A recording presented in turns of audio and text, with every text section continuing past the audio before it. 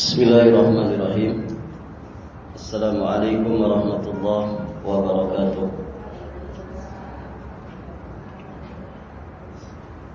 Alhamdulillah hamdan katsiran thayyiban mubarakan fihi kama yuhibbu rabbuna wa yarda. Asyhadu an la ilaha illallah wahdahu rabbi la syarika lah wa asyhadu anna Muhammadan abduhu wa rasuluhu, amma ba'd. Allahumma inna nas'aluka ilman nafi'an wa rizqan thayyiban wa amalan mutaqabbala. Allahumma 'allimna ma yanfa'una wanfa'na bima 'allamtana wa zidna ilman. Para ummahat wa akhwat fillah rahimani wa rahimakumullah. Alhamdulillah, pada pagi hari ini insyaallah kita akan melanjutkan pembahasan surat Al-Qalam. Insyaallah kita akan membahas ayat ke-28 sampai ayat ke-33. Ayat ke-28 sampai ayat 33. Allah Subhanahu wa taala berfirman, ba'da a'udzu billahi as-sami'il 'alim minasyaitonir rajim. Qala awsatuhum alam aqul lakum laula tusabbihun qalu subhana rabbina inna kunna zalimin. فَأَقْبَلَ بَعْضُهُمْ عَلَى بَعْضٍ يَتَلَاوَمُونَ. Berkatalah seorang yang paling baik pikirannya di antara mereka, Alam aqul lakum laula tusabbihun. Bukankah aku telah mengatakan kepada kalian bahwa hendaklah kalian bertasbih kepada Rabbmu. Di antara makna tasbih di sini adalah mengucapkan kalimat insyaallah untuk sesuatu yang akan datang yang belum pasti kejadiannya. Qalu subhana rabbina inna kunna zalimin. Mereka mengucapkan maha suci Rabb kami, sesungguhnya kami adalah orang-orang yang zalim. Lalu sebagian mereka menghadapi sebagian yang lain, yatalawamun, seraya satu dengan yang lain saling mencela. Taib, ibu-ibu yang dirahmati Allah, ini kelanjutan kisah dari Ashabul Jannah, kisah para pemilik kebun. Jadi setelah melihat kenyataan yang ada, ternyata kebun siap panen yang mereka miliki itu musnah, terbakar, hangus. Nah, setelah melihat kenyataan yang ada tersebut, maka tersadarlah mereka, sehingga salah seorang di antara mereka yang dulu sebelumnya pernah memperingatkan mereka mengatakan, alam aqul lakum laula tusabbihun. Bukankah aku telah mengatakan kepada kalian supaya hendaklah kalian bertasbih kepada Rabb kalian. Baik, ibu-ibu yang dirahmati Allah, di sini mengandung pelajaran kepada kita bahwa betapa pentingnya kita berada di tengah orang-orang baik. Teman-teman sejati adalah teman-teman yang saat kita menyimpang dari jalan Allah yang lurus, dia mengingatkan kita. Dia memberikan peringatan kepada kita, menegur, menasehati kita. Ini penting keberadaan mereka. Maka ibu-ibu yang dirahmati Allah, wa kunu ma'as-shadiqin, Ya, bersamalah engkau dengan orang-orang yang jujur. Orang-orang yang jujur di dalam bermuamalah, jujur di dalam berteman, jujur di dalam bersahabat. Ya, tidak punya kepentingan apapun melainkan ukhuwah imaniyah, ukhuwah islamiyah, ukhuwah fillah wa billah walillah. Nah, teman-teman yang seperti inilah, ini sangat kita butuhkan dalam hidup ini. Ya, sehingga ya kita ini kalaupun terperosok, terjatuh, menyimpang, berbelok dari jalan yang lurus, maka ibu yang dirahmati Allah, kita tidak keterusan. Namun ada teman kita yang kemudian mengingatkannya sehingga kita kembali sadar. Taib, ibu-ibu yang dirahmati Allah. Qalu subhana rabbina inna kunna zalimin. Ya, tentu setelah mendapatkan peringatan itu, mereka mendapatkan pengaruh baik dari peringatan itu, yakni kesadaran akan kesalahan, sehingga akhirnya mereka mentasbih Allah. Subhana rabbina, maha suci Rabb kami, inna kunna zalimin, sesungguhnya kami benar-benar orang yang zalim. Nah, di sini mereka sadar bahwa ternyata apa yang mereka perbuat itu adalah kesalahan. Menahan harta, tidak mau menginfakkannya kepada fakir dan miskin. Mereka sadari itu merupakan bentuk kezaliman, bentuk sikap melampaui batas yang tentunya pantas mendapatkan celaan. Qalu subhana rabbina inna kunna zalimin fa aqbala ba'dhum ala ba'dhi yatalawamun. Akhirnya mereka pun saling mencela. Taib, ibu-ibu yang dirahmati Allah. Nah, disinilah mulai tumbuh kesadaran pada diri mereka akan kesalahan-kesalahan mereka. Namun, ya, kesadaran mereka ini sayangnya baru muncul setelah azab itu menimpa perkebunan mereka ini. Yang tentunya kesadaran setelah azab itu turun, ini tidak akan menghilangkan azab itu. Azabnya sudah terjadi. Namun setidak-tidaknya kesadaran mereka akan kesalahan, ya, tasbihnya mereka kepada Allah Subhanahu wa taala, pengakuan mereka akan kezaliman, ya, setidak-tidaknya mudah-mudahan itu berguna bagi mereka agar siksaan mereka itu diringankan. Karena pedih perihnya dosa, sengsara akibat dari ulah perbuatan dosa kita itu akan menjadi ringan dengan taubat nasuha. Gitu ya. Kesedihannya insya Allah akan berubah menjadi kegembiraan. Kalau orang yang berbuat salah itu segera bertaubat kepada Allah Subhanahu wa ta'ala. Nah, setidak-tidaknya itu. Jadi kesadaran mereka akan kesalahan pada diri mereka sejatinya itu langkah awal untuk melakukan perbaikan, yang dengan perbaikan itu, yakni dengan taubat nasuha itu, maka azab yang menimpa mereka setidak-tidaknya terkurangi, ya, beban penderitaannya. Karena orang yang taubat kepada Allah itu orang yang bahagia, orang yang kembali lapang hatinya, ya, dengan taubat tersebut. Nah, itu ibu-ibu yang dirahmati Allah. Kemudian di ayat berikutnya,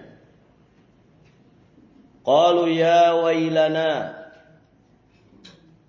ya wailana inna kunna taghin asa rabbuna ayyubdilana khairan minha inna ila rabbina raghibun kadzalikal azab wala 'adzabul akhirati akbar law kanu ya'lamun.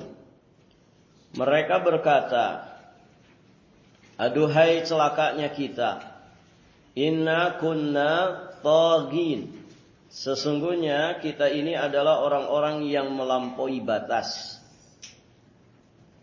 Asa Rabbuna, mudah-mudahan Rabb kami, an yubdilana khairam minha, memberikan ganti kepada kami dengan kebun yang lebih baik daripada itu. Inna ila rabbina raghibun. Sesungguhnya kita mengharap ampunan dari sisi Rabb kami. Kadzalikal adzab wala adzabul akhirati akbar law kanu ya'lamun. Seperti itulah azab dunia, dan sesungguhnya azab akhirat lebih besar jika mereka mengetahui. Ibu-ibu yang dirahmati Allah, kalimat pada ayat ke-31 ini, qalu ya wailana inna kunna taghin, ini namanya kalimat apa, Bu? Penyesalan. Ya wailana, duhai celakanya kami. Ini kalimat nadam, kalimat penyesalan. Menyesal merupakan salah satu di antara rukun taubat yang paling penting. Ya, syarat taubat, di antara sekian syarat taubat adalah an-nadam. Nadam itu menyesal. Dalam konteks taubat, menyesal bukan sekedar perasaan sedih. Namun lebih dari itu, ada kesadaran mendalam atas dosa yang telah dilakukan. Kemudian ada tekad kuat untuk memperbaiki diri, meninggalkan dosa dan mengganti perbuatan dosanya itu dengan ketaatan. Nah, itu nadam. Nah, nadam ini rukun taubat. Taubat tidak akan terrealisasi kecuali dengan penyesalan. Kenapa harus ada menyesal saat kita bertaubat dari sebuah dosa? Karena orang yang tidak menyesali perbuatan dosa yang telah dilakukannya, berarti dia itu ridho dengan keburukan atau dengan dosa tersebut. Jadi justru kenapa harus ada penyesalan? Penyesalan itu sebagai bukti bahwa sejatinya kita tidak suka dengan perbuatan dosa itu. Kita tidak ridho dengan perbuatan dosa yang kita lakukan itu. Nah, orang kalau nggak ada nyesel-nyeselnya, berarti kan tidak merasa bersalah, tidak merasa berdosa. Maka orang tobat itu harus ada penyesalan. Nyesel. Itu amalan apa, Bu? Nyesel itu. Amalan hati ya, amalan hati. Nyesel. Enak nggak nyesel itu, Ibu? Nyesel. Namanya saja ya nyesel, menyesal. Menyesal. Itu kan kerjaan hati. Nah, ini harus ada di dalam taubat. Makanya Nabi SAW beliau mengatakan an-nadamu taubah. Menyesal itu adalah taubat.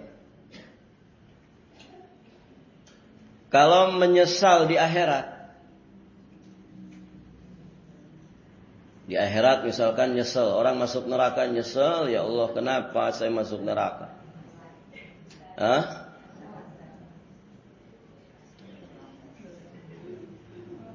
Menyesal di akhirat manfaat tidak? Menyesal di akhirat Atau tidak usah di akhirat dulu lah. Menyesal ketika sudah mati. Sudah di alam kubur baru menyesal. Kenapa di dunia tidak beramal soleh? Mengapa di dunia tidak beramal jariah? Mengapa ketika di dunia tidak taubat? Nyesel ya Allah. Tapi di alam kubur manfaat gak? Tidak manfaat. Nyesel yang bagian dari taubat itu adalah saat di dunia. Penyesalan setelah mati tidak ada arti. Penyesalan di akhirat nanti juga tidak akan berarti. Tidak bisa merubah keadaan sedikit pun. Nyesel itu di dunia. Menyesali segala sesuatu yang buruk dalam hidup ini. Menyesal.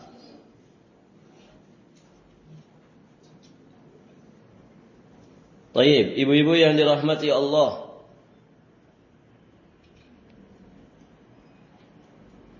Nah, di sini ungkapan penyesalan, ya wailana inna kunna taghin.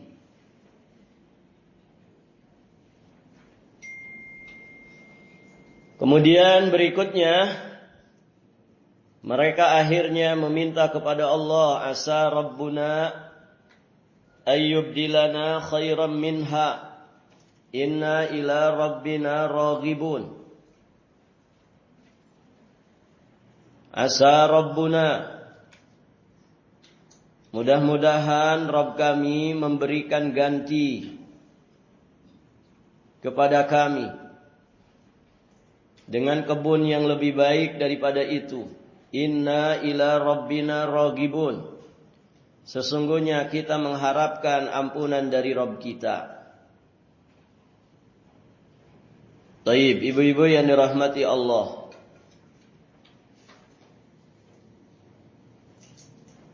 Nah, inilah langkah-langkah dan juga proses di dalam bertaubat. Ya, orang yang bertaubat itu bermula dari mengakui kesalahan, menyadari kekeliruan.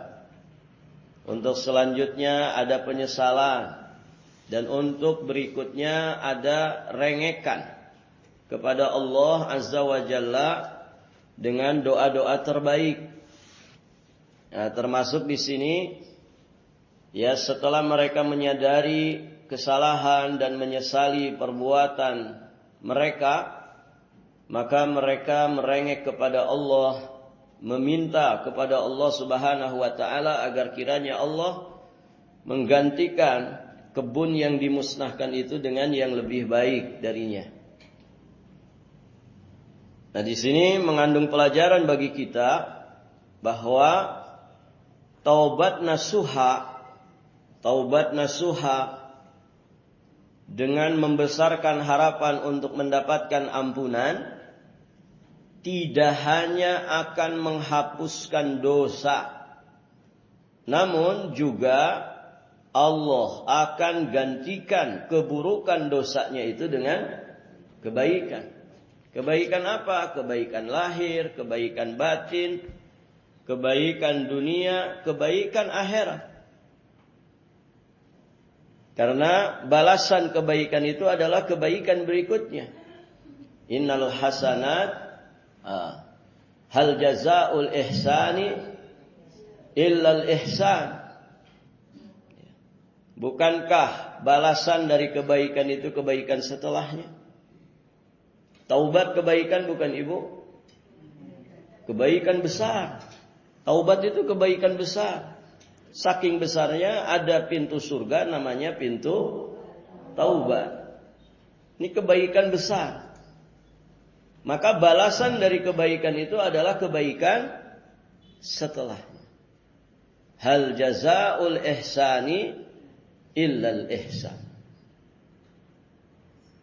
Min jazaa'il hasanah al hasanatu ba'daha. Di antara balasan dari kebaikan itu adalah kebaikan setelahnya. Kebaikan-kebaikan setelahnya. Maka jangan putus berbuat baik. Jangan berhenti berbuat baik. Kenapa? Karena kebaikan itu akan menghasilkan kebaikan-kebaikan berikutnya. Istiqomahlah di dalam kebaikan sekecil apapun kebaikan itu. Karena di antara balasan kebaikan itu adalah kebaikan-kebaikan yang banyak setelahnya. Baik. Maka di riwayat Imam Mujahid rahimahullahu ta'ala disebutkan bahwa setelah mereka bertobat, maka Allah menganugerahkan kepada mereka kebun yang lebih baik dari kebun mereka yang musnah. Dan Allah pun mengabulkan doa-doa mereka. Masya Allah. Ibu, dengan taubat itu kalau orang dikasih bahagia hati saja, itu sejatinya sudah cukup. Orang itu kalau sudah taubat itu kan apa perasaannya? Plong, ya Bu. Lega hati, plong batin. Itu yang dirasakan oleh seorang hamba setelah dia bertaubat nasuha. Kan begitu, Bu? Ibu pernah masalah sama suami? Pernah masalah tidak sama suami? Ya, sering. Jangan sering-sering, Bu. Ya, setahun sekali nggak apa-apa. Ya. Sekali 5 kali Ustaz sehari. Masya Allah. Baik, berarti kan ada masalah gitu ya kita dengan pasangan. Baik. Ketika ada masalah, apa yang dirasakan? Bahagia, gembira, senang, nyaman, atau apa, Bu? Ketika bermasalah, bahagia atau senang? Nyaman atau gembira? Gak ada. Ya. Yang ada apa? Sumpek. Ya. Dongkol, mangkel, jengkel. Ya. Greget. Apalagi, Bu? Sempit dada. Muyak. Muak. Pokoknya yang jelek-jelek aja kumpul. Gitu kan? Rumah ibu yang lapang jadi sempit. Ya kan? Suami ibu yang gagah, ganteng, perkasa jadi jeleknya minta ampun. Apalagi yang aslinya memang udah jelek gitu. Kan gitu, Bu, kalau sedang bermasalah. Tapi coba kalau kemudian menyelesaikan masalah. Proses tahapan-tahapan penyelesaian masalah itu ditempuh. Satu-satu ditempuh. Sampai akhirnya duduk bareng. Begitu kan? Bicara dari hati ke hati. Ya. Mas, saya tidak akan bisa tidur kecuali masalah ini sudah selesai. Ayo kita bicara dulu dari hati ke hati. Debat-debat. Ya. Baku mulut. Begitu kan? Tapi saya ingin selesai. Baku mulut tuh 2 jam, gitu ya. Barakallahu fikum. Ya. Alhamdulillah di ruang tamu, jadi nggak ada piring yang dilempar. Nah, setelah 2 jam, akhirnya saling menyadari. Ya wis, saya mengalah. Ya. Kata yang satu lagi, saya juga mengalah. Kita selesaikan. Sudah kemudian maaf-maafan, salaman, ya, peluk-pelukan begitu ya. Kita anggap sudah selesai masalah, tuntas sudah selesai. Maafkan saya, Mas, atas segala kehilafan saya, kekurangan saya. Ya.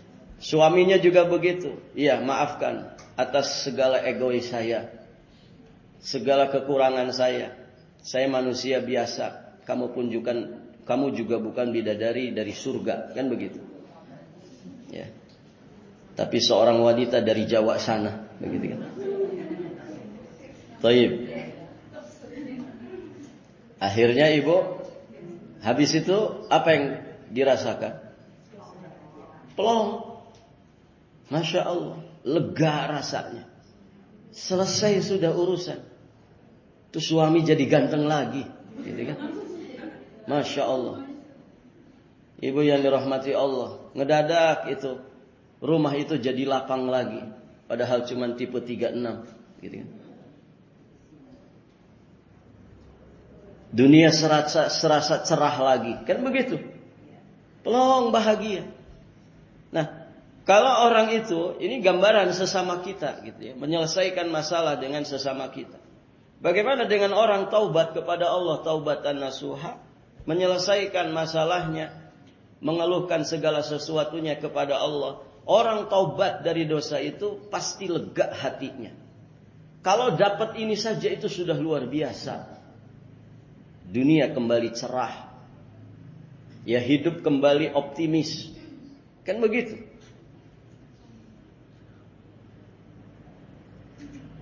Nah, ini orang-orang yang taubat.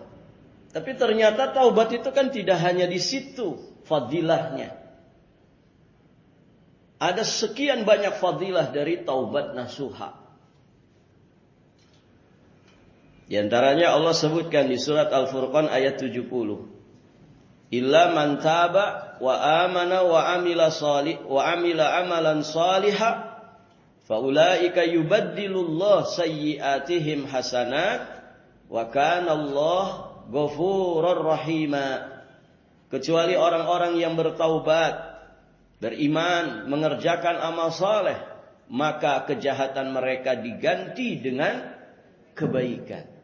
Jadi taubat itu akan menggantikan keburukan kita sebelumnya dengan kebaikan-kebaikan yang sangat banyak setelahnya.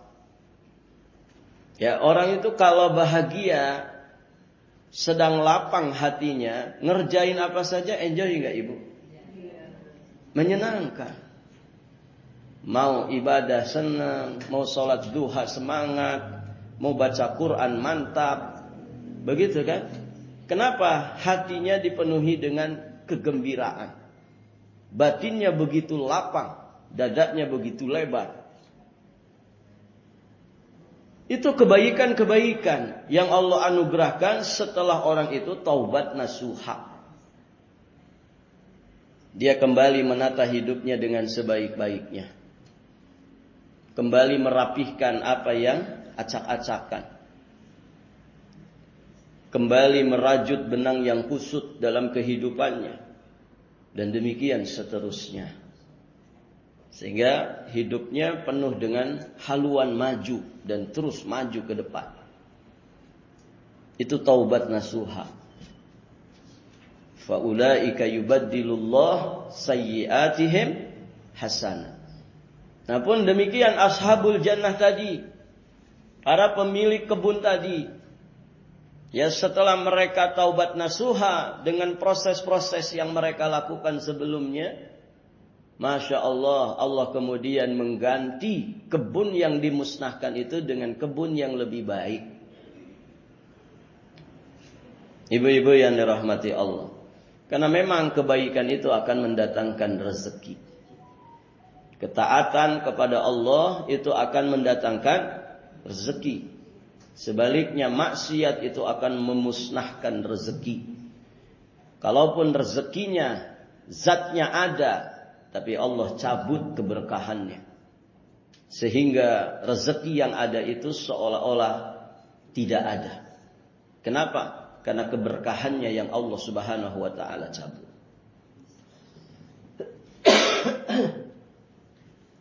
Taib, ibu-ibu yang dirahmati Allah.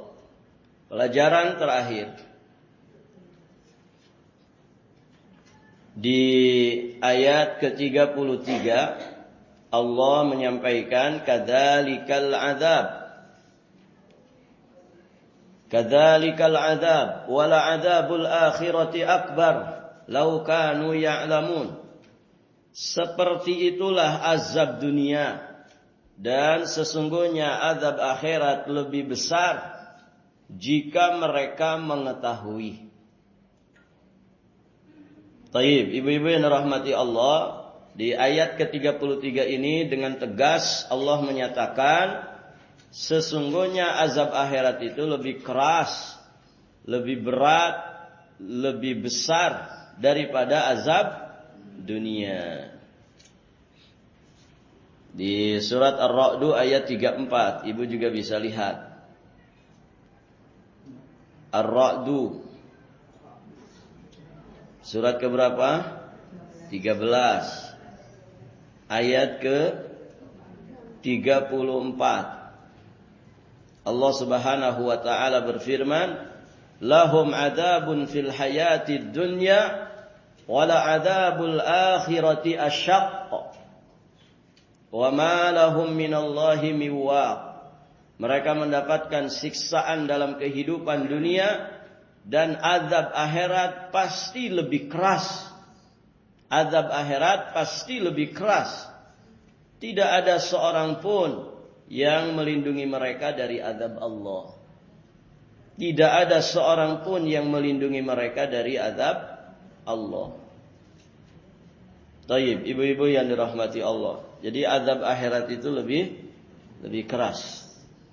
Jika azab dunia hanya berupa kehilangan harta, kehilangan kesenangan saja, maka azab akhirat lebih dahsyat dari itu, yakni azab yang menimbulkan kesengsaraan, malapetaka, baik jasmani dan rohani, dengan kekal abadi untuk selama-lamanya. Nas'alullah al-afwa wal-afiyah wassalamah fid dunya wal akhirah. Baik, ibu-ibu yang dirahmati Allah, alhamdulillah pelajaran kita sudah selesai. InsyaAllah ta'ala nanti kita lanjutkan di kesempatan berikutnya biidznillah. Kita nanti akan membahas ayat ke-34 dan seterusnya. Ayat ke-34 dan seterusnya. Nanti menjelaskan tentang orang-orang bertakwa. Innalil muttaqina inda rabbihim jannatin na'im.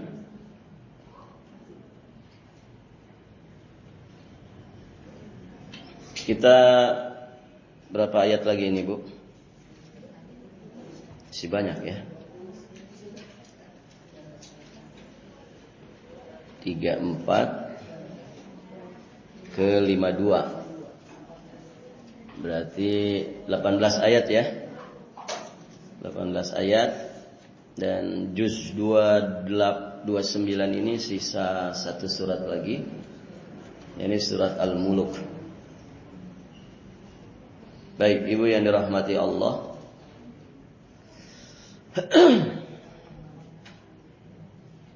Sampai di sini pelajaran kita. Jika ada pertanyaan sebelum ditutup dipersilahkan.